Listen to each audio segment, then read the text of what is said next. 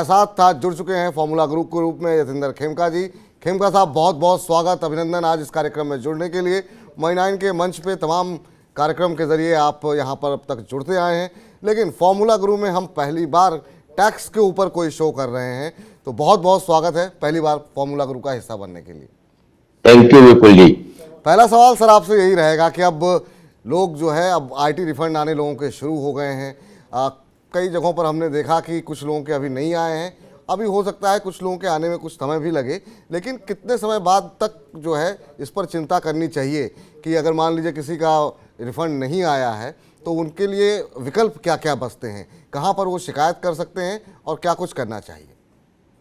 देखिए विपुल जी, अभी तो मुश्किल से 1 महीना भी पूरा नहीं हुआ लोगों को अपनी रिटर्न की आखिरी तारीख गए हुए जी। और जिनकी सिंपल रिटर्न है उन लोगों के जैसे सैलरीड है खाली और कोई इनकम या इंटरेस्ट की इनकम है, तो उन लोगों के तो रिफंड थोड़ी जल्दी आ गए हैं और जो छोटे अमाउंट के रिफंड है वो जल्दी आ जाते हैं। लेकिन जहां कॉम्प्लिकेसीज हैं, डिफरेंट सोर्सेज ऑफ इनकम है और कहीं टीडीएस के भी इशू उनके 26AS में इनकम टैक्स के रिकॉर्ड में नहीं शो हो रहे हैं या बैंक अकाउंट ढंग से अपलोड नहीं हुई है, अपडेट नहीं हुई है, तो उन सब केसेस में थोड़ी सी दिक्कत है, थोड़ा सा डिले है, परंतु पेशेंस रखें। अगर 2-3 महीने बाद तक रिफंड नहीं आता है तो फिर उसके लिए आप अपनी क्वेरी रेज कर सकते हैं, अपनी टिकट रेज कर सकते हैं इनकम टैक्स पोर्टल पे जाके।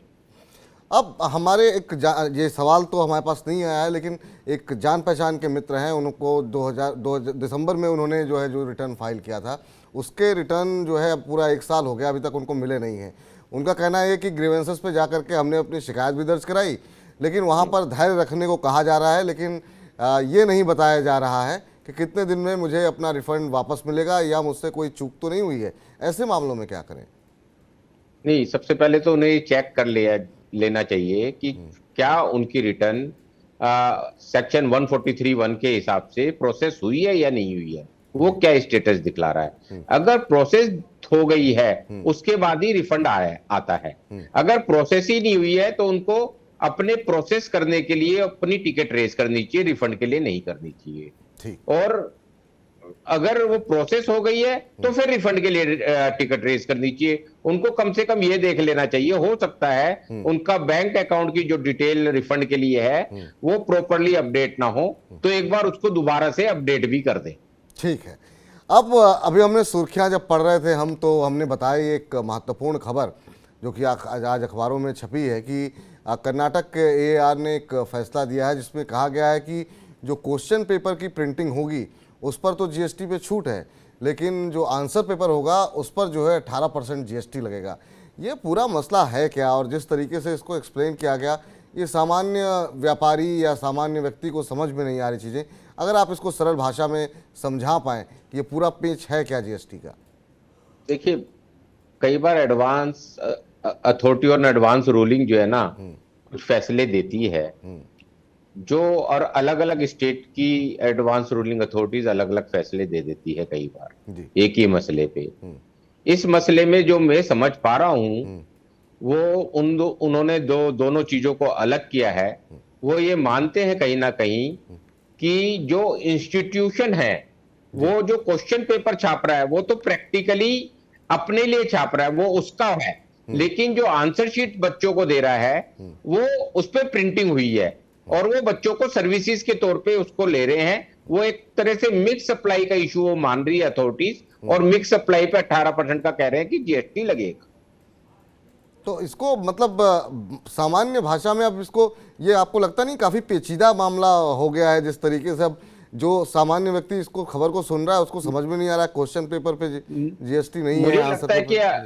मुझे लगता है कि आने वाले समय में ये जो इशू है बाइफरकेशन आंसर शीट और क्वेश्चन शीट का ये क्रिएट हुआ है, इसको कहीं ना कहीं हमारी जो GST काउंसिल है या तो उसको सेटल करना पड़ेगा, या जब अपर किसी ITAT में या कहीं जब ये टेस्ट करेगा अपना कोर्ट का जुडिशियल प्रोसीजर, तो कहीं जाके इसे ये सेट होगा। जी, एक और खबर जिसने काफ़ी ज़्यादा सुर्खियां बटोरी और चर्चा में रही वो थी बेनामी संपत्ति को लेकर के सुप्रीम कोर्ट का जो फैसला आया है। और 2016 में जब इसमें कानून आया था जिसमें सुधार करके अमेंडमेंट जो किया गया था, तब ये कहा गया था कि इससे काले धन पर लगाम लगेगी। अब सुप्रीम कोर्ट ने एक तो रेट्रोस्पेक्टिव खत्म कर दिया, दूसरा सजा का प्रावधान खत्म कर दिया। आप कैसे देख रहे हैं सुप्रीम कोर्ट के इस फैसले को? देखिए, सुप्रीम कोर्ट ने वास्तव में जो फैसला लिया है वो तो जो दूसरे लॉज के अंदर और जो लॉ ऑफ लैंड है और जो कॉन्स्टिट्यूशनल वैलिडिटी है उसको टेस्ट करते हुए कहा है कि रिट्रोस्पेक्टिवली आप इस तरह की चीजों पे किसी को टैक्सेशन नहीं कर सकते और किसी को खासतौर से पेनल्टी और प्रोसिक्यूशन से नहीं कर सकते हैं। तो बाकी सब लॉज के अंदर भी यही एक है कि आप फॉरवर्ड जाके कहीं भी कोई पेनल्टी या प्रोसीजर्स कर सकते हैं, रिट्रोस्पेक्टिवली उसको इंप्लीमेंट नहीं कर सकते। और वही सुप्रीम कोर्ट ने इस पूरे मसले में कहा है, अगर ये सब चीजें कहीं भी करनी है तो आपको कॉन्स्टिट्यूशनल वैलिडिटी के साथ और उसकी अमेंडमेंट के साथ आपको दोबारा आना पड़ेगा। अब ये जो प्रॉमिस किया गया था कि इससे रोक लगेगी ब्लैक मनी को लेकर के, आपको लगता है इस फैसले से कुछ असर पड़ेगा? बेनामी संपत्तियों की वृद्धि होगी, या आपको लगता है कि एक मैसेज चला गया है और अब इस तरह की चीज़ें नहीं होंगी? कैसे देख रहे हैं आप भविष्य को, में कैसे देख रहे हैं आप? मेरे हिसाब से गवर्नमेंट डिसीजन लेगी आफ्टर डिस्कशंस, और अगर स्टेटस को रहता है जो सुप्रीम कोर्ट ने फैसला किया है, तो जो पुरानी बेनामी संपत्ति हैं और जो पुरानी प्रॉपर्टीज के मामले हैं वो वास्तव में आपको प्रोसिक्यूशन और पेनल्टी से बचेंगे। लेकिन दूसरे और एक्ट हैं, अगर वो बेनामी संपत्ति किसी भी मनी लॉन्ड्रिंग एक्ट में या और कहीं भी ब्लैक मनी में आती है तो कहीं ना कहीं उन एक्ट के दायरे में आपको दोबारा से उसको टेस्ट करना पड़ेगा। चलिए, अब जो है आगे बढ़ते हैं और अगले सेगमेंट का समय हो गया है और बड़ी संख्या में दर्शकों ने हमें सवाल भेजे हैं और वो इंतज़ार कर रहे हैं, लेकिन उनके सवालों के जवाब दें उससे पहले अपने दर्शकों को बता दें, आपका भी निवेश से जुड़ा कोई सवाल हो, चाहे म्यूचुअल फंड हो, टैक्स हो या फिर इक्विटी मार्केट पे कोई सवाल हो, आप फॉर्मूला गुरु में पूछिए और हम हर हफ्ते नए नए माध्यम से आपके निवेश से जुड़ी हर समस्या का समाधान करेंगे। आपको करना सिर्फ इतना है, FG लिखें, अपना सवाल लिखें, नाम और शहर का नाम लिखना मत भूलें और आप हमें भेज दें हमारे व्हाट्सअप नंबर पर, और सवाल थोड़ा सा विस्तृत तरीके से लिखें ताकि हम अपने एक्सपर्ट से सही सलाह आपको दिलवा सकें। 9311121874 ये हमारा व्हाट्सअप नंबर है, इस पर आप हमें अपना सवाल भेजिए FG लिख करके। money9query@tv9.com के ज़रिए आप हमें मेल कीजिए और वहाँ पर अपना फ़ोन नंबर ज़रूर छोड़ दीजिए ताकि अगर सवाल में कुछ अधूरापन है तो हम आपसे संपर्क करके उसकी सही जानकारी आपसे ले सकें। चलिए, अब हमारे साथ पहले दर्शक मनोज जी जुड़े हैं भोपाल से। मनोज जी नमस्कार। नमस्कार विपुल जी, नमस्कार। नमस्कार मनोज जी, क्या प्रश्न है आपका? विपुल जी, हमारा प्रश्न तो यही है कि मैंने 31 जुलाई 2022 से पहले अपना इनकम टैक्स रिटर्न भर दिया था। अच्छा। मैं इसमें म्यूचुअल फंड से हुई आय रिपोर्ट करना भूल गया, लेकिन अच्छा तो क्या अब मैं अब इस आय को रिपोर्ट कर सकता हूँ? और अगर इसकी क्या और इसकी प्रक्रिया भी जानना चाहता हूँ, और इस पे टैक्स देनदारी कितनी बनेगी मेरी? अच्छा, पूछते हैं। खेमका साहब हमारे साथ बने हुए हैं एक्सपर्ट। खेमका साहब, अभी हम इस पर चर्चा भी कर रहे थे और यही मनोज जी का प्रश्न है, वो जानना ये चाह रहे हैं कि इन्होंने अपना रिटर्न तो दाखिल कर दिया था लेकिन अब म्यूचुअल फंड से हुई आय रिपोर्ट करना ये भूल गए, शायद बाद में इन्होंने अपना बेचा हो या जो कुछ भी है। अब अभी इनके पास विकल्प क्या क्या बचते हैं? मैंने पहले भी बताया विपुल जी कि ये अपनी रिटर्न रिवाइज कर सकते दिसंबर तक, और दिसंबर तक नहीं कर पाएंगे तो फिर भी इनके पास ऑप्शन रहेगा कि ये फिर अपनी रिटर्न अपडेट कर सकते हैं। लेकिन दिसंबर के बाद अपडेट करेंगे तो फिर दिक्कत ये है कि इनको उस आमदनी पे 25%, अगर 1 साल में अपडेट करते हैं तो टैक्स देना पड़ेगा, और अगर 2 साल में अपडेट करते हैं तो लेट फीस का माध्यम से 50% तक का टैक्स देना पड़ेगा। तो मेरा इनको सुझाव है कि अपनी रिटर्न को 31 दिसंबर से पहले वो इनकम दिखाते हुए रिवाइज कर दे, उसका ड्यू टैक्सेस पे कर दे। तो उस पे क्या किसी तरह का फाइन लगता है, कोई शुल्क नहीं? लगता कोई है? बस इनको अपना टैक्स अगर कोई बनता है तो वो और इंटरेस्ट आज तक का जमा करवाना पड़ेगा। ठीक है, तो अभी आपके पास ऐसा नहीं है, विकल्प समाप्त हुए हैं, समय रहते आपको याद आ गई, ये अच्छी बात है। अभी 31 दिसंबर से पहले इसको करवा लीजिए, वरना आगे चल के और कॉम्प्लिकेशन बढ़ेंगे और पैसे आपको देने पड़ेंगे, क्या फ़ायदा उसके लिए। अब हमारे साथ बिज्जू सिंह जुड़े हैं लखनऊ से। बिज्जू जी नमस्कार। नमस्कार विपुल जी, कैसे हैं? हम बहुत अच्छे हैं बिज्जू जी। आप बताइए, आप लखनऊ से आपने सवाल पूछा और लखनऊ की ज़बान बहुत मशहूर है। जी जी जी जी। जी, तो जानना चाहेंगे क्या मिजाज हैं लखनऊ के आजकल? लखनऊ का मिजाज बहुत ही उम्दा है और यहाँ पे मौसम भी बहुत ही उम्दा हो गया है। बरसात लगातार हो रही है, खुशहाली है चारों तरफ। चलिए, बहुत अच्छी बात है। प्रश्न क्या है बिज्जू जी आपका? प्रश्न ये है विपुल जी कि मैं एक आईटी कंपनी में एक सैलरीड कर्मचारी हूँ जी। और इसके अलावा कभी कभी दूसरे आईटी प्रोजेक्ट में फ्रीलांस काम करता हूँ। अच्छा। तो क्या मुझे ये फ्रीलांस वर्क से हुई कमाई जो है उसमें आईटीआर दिखाना होगा? अच्छा। आईटीआर में, और अगर हाँ तो इसे आईटीआर में कैसे दिखाया जा सकता है और इस पर क्या टैक्स लगेगा क्या? चलिए, अब जो कमाई हो रही है तो टैक्स तो लगेगा ही, लेकिन खेमका साहब सही उत्तर देंगे। खेमका साहब, बहुत लोग ऐसे हैं जो अपने अपने खास तौर से जो लोग टेक्निकल फील्ड में हैं वो एक जगह नौकरी करते हैं और कई बार उन्हें वीकेंड पे या इस तरह के कुछ काम मिलते रहते हैं जिससे उन्हें कुछ आमदनी होती रहती है। कई बार लोग नहीं दिखाते हैं, कुछ लोग दिखाना चाहते हैं। अब इनका सवाल ये है कि क्या इस पर टैक्स लगेगा, और अगर ये पैसे वो कैश में ले रहे हैं या चेक में ले रहे हैं ये तो हमने पूछा नहीं इनसे, लेकिन किस तरीके से इस पर टैक्स लग सकता है, और अगर ये आईटीआर में नहीं फाइल करते हैं तो क्या कुछ मुश्किलें इस तरह के लोग जो इस तरह के काम करते हैं उनके लिए हो सकती हैं? देखिए, इनको मेरा सुझाव है, कोई भी इनकम हो इनको अपनी आईटीआर में दिखलाना चाहिए। और अगर ये रेगुलर बेसिस पे इस तरह की कमाई कर रहे हैं तो इनकी ये बिजनेस एंड प्रोफेशन से इनकम हो जाएगी और उसके जो खर्चे हैं वो उसमें इनको छूट भी मिल जाएगी। तो ये अपना प्रॉफिट एंड लॉस बना लें, अपने किसी चार्टर्ड अकाउंटेंट के पास जाएं। और अगर ये आईटी प्रोफेशनल है और सेक्शन 44 एडीए में भी फॉलो कर रहे हैं तो ये सीधे तौर पे जितने भी पैसे मिलते हैं वो खर्चे के रूप में उनकी 50% की आमदनी को मान लिया जाए कि क्यों खर्चा है और 50% इनकम है जिसपे टैक्स लगेगा। तो मेरा सुझाव है कि अगर ये काफी है ज्यादा तो अपने किसी चार्टर्ड अकाउंटेंट या किसी टैक्स कंसल्टेंट के पास जाएं, वो आपको सही राय देंगे। अब इस पर एक सब्स्टिट्यूट क्वेश्चन मेरा ये है कि मान लीजिए कि आमदनी बहुत ज़्यादा नहीं है और सैलरी को ही लोग ज़्यादातर दिखाते हैं। मान लीजिए 20 से 25 हज़ार रुपये महीना ये कहीं इर्द गिर्द से इनके पास आमदनी होती है, या किसी भी फील्ड के लोग हों, ये तो आईटी के हैं या किसी और फील्ड के लोग हों, उस आय को अगर वो नहीं दिखाते हैं तो उनके लिए क्या कुछ मुश्किलें हो सकती हैं? क्या इसको दिखाना आवश्यक है? तो फिर वो अनडिस्क्लोज्ड इनकम के परव्यू में आ जाएगी, सेक्शन 68। मतलब जो आपको अनडिस्क्लोज इनकम की पेनल्टीज और टैक्सेशन दोनों भरने पड़ेंगे और आपके ऊपर हो सकता है अगर सब्सटेंशियल अमाउंट है तो प्रोसिक्यूशन के भी केसेस चल जाए। तो आपके लिए सलाह यही है कि जो भी आमदनी हो रही है उस पर अपना टैक्स देख करके निश्चिंता पूर्वक रहिए, क्योंकि भविष्य में अभी आपको लग रहा है कि टैक्स नहीं दिए बच गए, लेकिन भविष्य में अगर आपकी ये चोरी पकड़ी गई तो आपके लिए काफ़ी ज़्यादा मुश्किलें बढ़ सकती हैं। तो ऐसी गलती ना करें। अलका जी के पास चलते हैं, ग्वालियर से हैं। अलका जी नमस्कार। नमस्कार विपुल जी। नमस्कार अलका जी, बताइए क्या प्रश्न है आपका? विपुल जी, मेरा सवाल ये है कि मैंने 5 साल पहले अपना मतलब एक फ्लैट खरीदा था जिसको मैं अब बेचने की सोच रही हूँ, है ना। तो क्या उस प्रॉपर्टी को बेचने पर मुझे कोई टैक्स देना होगा, या मैं किस तरीके से उस टैक्स को अगर देना पड़े तो किस तरीके से बचा सकती हूँ उस टैक्स को? अच्छा। तो ये आप अब 5 साल पुराना आपका ये फ्लैट है जिसको आप ये चाह रहे हैं कि अगर इसको हम बेचें तो प्रॉपर्टी पे कोई टैक्स लगेगा या नहीं, और दूसरा इस टैक्स को बचाया जा सकता है क्या? यही सवाल है आपका? हाँ जी। जी चलिए खेमका साहब, प्रॉपर्टी को लेकर के हम टैक्स पे हम देखते हैं बहुत सारे सवाल आते हैं। अब इनका सवाल ये है कि क्या इस टैक्स से बचा जा सकता है क्या, जो भी इस पे कैपिटल गेन टैक्स लगेगा? नहीं, अगर इनके ऊपर ये तो एक long term capital gain tax होगा जी।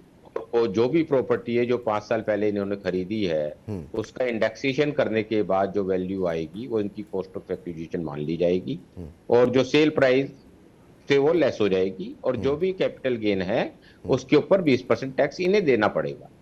और अगर इनकी इनकम और किसी सोर्स से नहीं है, खाली यही इनकम है, तो इनको 2.5 लाख तक की वो छूट भी मिल जाएगी। तो चलिए, अभी आपके पास काफी सारे विकल्प हैं, उस पर आप नजर रखिए। ये कह रही है कि हमको टैक्स बचाने के लिए कुछ ऑप्शन है क्या, तो इसके लिए भी कुछ सजेस्ट करें। टैक्स बचाने के लिए या तो आप नया घर भी खरीद सकते हैं जी, और आप नहीं तो कैपिटल बॉन्ड में, कैपिटल गेन बॉन्ड में इन्वेस्ट भी कर सकते हैं। तो नया तो घर, दोनों विकल्प आपके पास हैं, आप दोनों में से कोई भी चुन सकते हैं। चलिए, तो आप 2 विकल्प आपको ये भी दे दिए गए टैक्स बचाने के लिए। अगर आपको उस रकम की आवश्यकता नहीं है, सिर्फ आप इसलिए बेच रही हैं कि वो जगह अब आपको पसंद नहीं है, तो आप उस रकम को दूसरी जगह इन्वेस्ट कर सकती हैं या फिर कैपिटल गेन बॉन्ड में निवेश कर सकती हैं। तो सोशल मीडिया के माध्यम से ही बहुत सारे सवाल आ रहे हैं। दिग्विजय कुमार जी रायपुर से उन्होंने सवाल भेजा है। उनका सवाल ये है कि ये एक निजी कंपनी में काम करते हैं। उन्होंने कहा कि मैंने और मेरे सहयोगी ने एक साथ रिटर्न फाइल किया था, लेकिन उसका तो रिफ़ंड आ गया, लेकिन मुझे अभी तक रिफ़ंड नहीं मिला है। अब मुझे क्या करना चाहिए? इसका जवाब हालांकि यतीन जी दे चुके हैं शुरू में ही, लेकिन मैं चाहूँगा कि दिग्विजय जी ने पूछा है तो आप अपनी बात को एक बार फिर से रिपीट करें। मैंने कहा थोड़ी पेशेंटली आप रहिए, और हो सकता है आपकी और उनकी रिटर्न में कोई टाइमिंग हो, या सोर्सेज ऑफ इनकम में कोई डिफरेंशिएशन हो, या एम्प्लॉयर में कोई डिफरेंशिएशन हो। और सबसे पहले मैं इनको कहूंगा कि आप अपना जो जिस बैंक में आप रिफंड चाहते हैं उसकी डिटेल दोबारा अपडेट कर दें, और थोड़ा सा इंतजार करें। अगर उसके बाद भी नहीं आता तो अपनी कंप्लेंट को आप ये देख ले पोर्टल पे जाके कि आपकी रिटर्न प्रोसेस हुई है या नहीं हुई है। नहीं तो उसके लिए आप कंप्लेंट लॉन्च कर दे कि आपकी इनकम टैक्स रिटर्न को प्रोसेस किया जाए, और जब वो प्रोसेस हो जाएगी तो उसके बाद फिर आप उसका इनकम टैक्स रिफंड के लिए रिक्वेस्ट कर सकते हैं। चलिए आगे बढ़ते हैं, दिव्या जी के पास चलते हैं, मुंबई से हैं दिव्या जी, नमस्कार। चलिए लगता है दिव्या जी से संपर्क हमारा टूट गया, लेकिन उनका सवाल हमारे पास आ गया है तो प्रश्न हम ले लेते हैं। दिव्या जी का सवाल ये है कि मेरे दादाजी की वसीयत के मुताबिक मुझे 4 साल पहले कुछ सोना मिला था, मैं इस सोने को बेचना चाहती हूँ, तो क्या मुझे इस पर टैक्स देना होगा, और अगर देना पड़ेगा इनको तो ये टैक्स कैसे लगेगा, आप ये जानना चाह रही हैं। अब इनको वसीयत में ये सोना मिला हुआ है। ठीक है, टैक्स तो लगेगा, लेकिन टैक्स की कैलकुलेशन आपको करनी पड़ेगी। अगर दादाजी ने वो सोना 2001 से पहले खरीदा है तो वो सोने का जितना वेट है और उस वेट के हिसाब से जो उस समय प्राइस था सोने का 2001 का, उसको आप बेस मान सकते हैं। और 2001 को जो पूरी आपके दादाजी के हाथ में सोने की वैल्यू थी, अगर उसके बाद खरीदा है तो जितनी वैल्यू पे वो खरीदा उन्होंने, उसको आप बेस मान सकते हैं। और उसको आप इंडेक्सेशन आज के हिसाब से एक कैपिटल गेन का इंडेक्सेशन का फॉर्मूला है, वो एक रेट आते हैं कि आप जब किसी अपने सलाहकार के पास जाएंगे तो वो आपको बता देंगे कैसे इंडेक्सेशन आपकी परचेज की प्राइस की होती है। तो कॉस्ट ऑफ एक्विजिशन उसे कहते हैं। तो उसको इंडेक्सेशन करवाने के बाद जो भी रेट आएगा, जो भी टैक्स, और जितने में बेचा है उसमें से लेस करने के बाद जो भी टैक्स आएगा उस पर आपको 20% का टैक्स देना पड़ेगा। ठीक है, चलिए अब राकेश जी के पास चलते हैं। उन्होंने भी अपना सवाल भेजा है और सोशल मीडिया के माध्यम से जयपुर राजस्थान से उन्होंने सवाल किया है। इनका सवाल ये है खेमका साहब कि इनकी सालाना इनकम जो है वो 25 लाख रुपए है, और इनका सवाल ये है कि इन्होंने कुछ साल पहले शेयर बाज़ार में निवेश किया था और इससे इनको अभी फ़िलहाल 5 लाख रुपए तक का प्रॉफिट हो रहा है। अब ये कह रहे हैं कि कैपिटल गेन टैक्स के अलावा क्या मुझे, चूँकि मेरी जो आय है वो चूँकि बढ़ जाएगी, तो क्या उस पर भी मुझे टैक्स देना पड़ेगा? इनकम टैक्स के अलावा इनकम टैक्स में भी ये रकम शामिल होगी क्या, या कैपिटल गेन टैक्स दे करके ये बच जाएंगे? क्योंकि आपको इनको जो है 5 साल पहले खरीदा है तो लॉन्ग टर्म कैपिटल गेन होगा जी। और 5 लाख का अगर अमाउंट है और 5 लाख का कैपिटल गेन हो रहा है, जो भी अमाउंट का कैपिटल गेन हो रहा है इनको कैलकुलेशन के हिसाब से, उसमें से 1 लाख के ऊपर तो कोई टैक्सेशन लगेगा ही नहीं जी। और बाकी जो भी टैक्सेशन आएगा, जितना भी कैपिटल गेन आएगा 1 लाख घटाने के बाद, उसके ऊपर सिंपल 10% का टैक्स लगेगा और कोई भी इनकम टैक्स नहीं लगेगा। वो स्पेशल रेट से आपका टैक्सेशन कैलकुलेट होगा और कोई भी आपको टैक्स देने की जरूरत नहीं। मतलब आप ये कह रहे हैं कि जो 5 लाख रुपए की इनकी आमदनी, मान लीजिए इनको 5 लाख का मुनाफा हुआ, 1 लाख पे नहीं लगा, 4 लाख पे इन पर जो है 10% के हिसाब से 40,000 दे करके ये बाकी जो इनकम टैक्स ये रिटर्न फाइल कर रहे हैं उस पर इसका कोई प्रभाव नहीं पड़ेगा, इस पर सिर्फ 40,000, इस पर 40,000। ठीक है, चलिए आप निश्चिंत रहिए, आपको और कोई जो है दिक्कत नहीं होगी। जो आपका LTCG टैक्स है वही खाली इस पर लगेगा। चलिए अगले दर्शक के पास चलते हैं, और सोशल मीडिया के माध्यम से आशीष गुप्ता जी ने भोपाल से हमें सवाल पूछा है और इन्होंने कहा कि मुझे घर खरीदने के लिए लोन की आवश्यकता है। मैंने 2 साल से रिटर्न दाखिल नहीं किया है, इसके बाद इसके बिना मुझे लोन मिलना मुश्किल है। अब मेरे पास क्या विकल्प बचे हुए हैं? बहुत सारे ऐसे लोग हैं जो कई बार रिटर्न, जिसका जिक्र आपने आज के गुरु ज्ञान में भी किया कि लोग रिटर्न दाखिल नहीं करते हैं, भले ही आमदनी हो रही हो, उनको लगता है नहीं रिटर्न दाखिल कर, लेकिन जब कभी कोई मामला फंसता है तब उन्हें लगता है कि शायद हमने चूक कर दी। अब यहाँ पे हो सकता है बैंक के पास गए हों इनको लोन के लिए फिलहाल कहा गया कि आपने रिटर्न फाइल नहीं किया है, इन्हें क्या कुछ करना चाहिए अभी फिलहाल? सबसे पहले तो जो फाइनेंशियल ईयर वित्त वर्ष 21-22 है उसका अभी समय है। पेनल्टी के साथ अगर आपकी आमदनी 5 लाख से नीचे है तो 1,000 की पेनल्टी, और 5 लाख से ऊपर है तो 5,000 की पेनल्टी के साथ आप अपनी रिटर्न 1 साल की भर सकते हैं। दूसरी बात, अगर आप सैलरीड एम्प्लॉई हैं तो आप अपने एम्प्लॉयर से रिक्वेस्ट कर सकते हैं कि वो आपको फॉर्म नंबर 16 दे, वो आपको उन्होंने दिया भी होगा। और आपका टीडीएस कटा है तो वो आपकी इनकम टैक्स के पोर्टल पे फॉर्म नंबर 26 एएस में शो हो रहा होगा। तो कोई भी लेंडर है आप उसको प्रूव कर सकते हैं कि मैं रिटर्न नहीं भर पाया लेकिन मेरी आमदनी इतनी थी और ये मेरा सैलरी का सर्टिफिकेट है और ये इसके ऊपर टीडीएस कटा हुआ है जो कि मेरी टैक्स लायबिलिटी बनती है, और वो ये मेरे बैंक की स्टेटमेंट है जिसमें ये शो हो रहा है मेरी सैलरी हर मंथ आ रही है। अगर वो उससे सेटिस्फाई होता है तो आपको लोन दे सकता है। तो कम से कम 2 साल की समस्या 1 साल की तो आपकी पूरी हो ही जाएगी, और आपके पास प्रॉपर डॉक्यूमेंट है आपकी इनकम को प्रूव करने के लिए, और लेंडर अगर मान जाता है तो बहुत बढ़िया है। चलिए खेमका साहब, बहुत बहुत शुक्रिया, धन्यवाद आज के इस कार्यक्रम में जुड़ने के लिए, हमारे फॉर्मूला गुरु बनने के लिए और टैक्स से जुड़ी इतनी छोटी छोटी महत्वपूर्ण बातें बताने के लिए।